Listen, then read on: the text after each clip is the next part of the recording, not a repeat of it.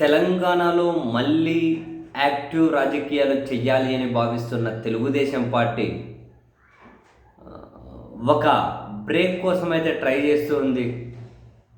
2014 ఎన్నికల్లో ఆంధ్రప్రదేశ్ విభజింపబడిన తర్వాత కూడా తెలుగుదేశం పార్టీ తెలంగాణలో చాలా వరకు వాళ్ళ ఉనికిని అయితే చాటుకోగలిగారు.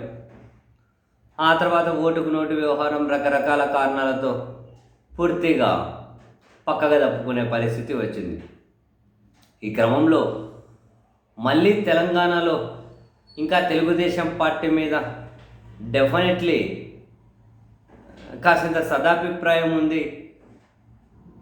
మరీ ముఖ్యంగా బీసీ వర్గాలలో తెలంగాణ మీద సానుభూతి ఉంది అని భావిస్తున్న టీడీపీ వచ్చే ఎన్నికల నాటికి తెలంగాణ వేదిక మీద నుండి మళ్ళీ వాళ్ళ ఉనికి చాటుకునే ప్రయత్నాలు చేయాలి అని చెప్పి ఆలోచన చేస్తూ ఉంది.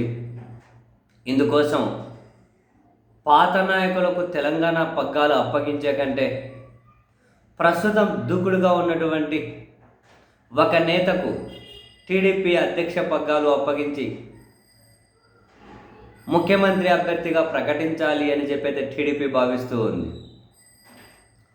అందుకనే తీన్మార్ మల్లన్న యాక్చువల్గా తెలుగుదేశం పార్టీ మీడియాతో అయినా తెలుగుదేశం పార్టీతో అయినా ఆయనకు ఒక ఈజీ యాక్సెస్ ఉంది. ఇంకా సోషల్ మీడియాలో యాక్టివ్గా ఉంటారు. కాంగ్రెస్ ఎమ్మెల్సీ, సో ఆయన కాంగ్రెస్ ఎమ్మెల్సీ అయినా తెలంగాణ ముఖ్యమంత్రి గారు రేవంత్ రెడ్డి గారి మీద అయినా కాంగ్రెస్ పార్టీ మీద అయినా రెడ్డి సామాజిక వర్గాన్ని టార్గెట్గా చేసుకొని అయినా వరుస పెట్టి విమర్శలు చేస్తూ ఉన్నారు.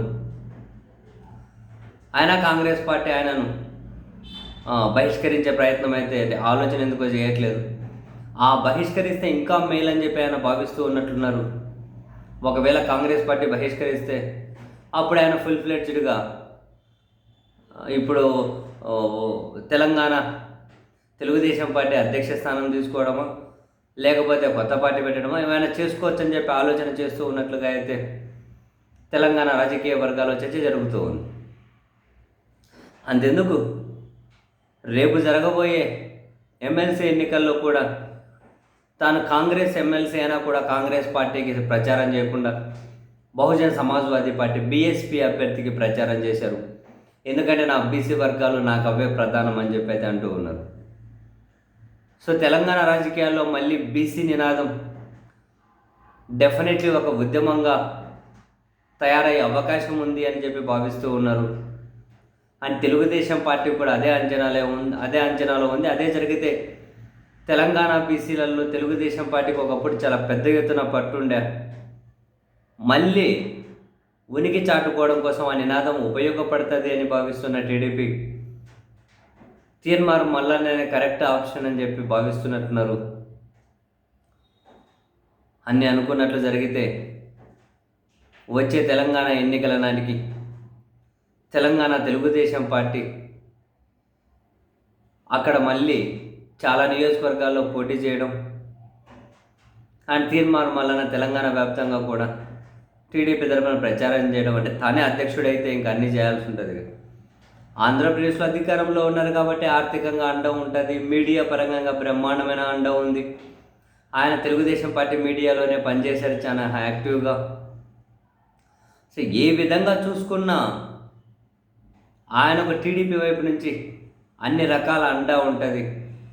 అండ్ తెలుగుదేశం పార్టీ కూడా బీసీ కార్డుతోనే వెళ్తే బాగుంటుంది అని చెప్పి ఆయన వైపు మొగ్గు చూపచ్చు.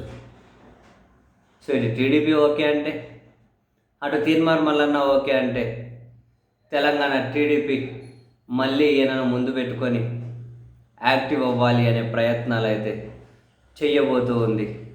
చూడాలి మరి వాట్ నెక్స్ట్ అని.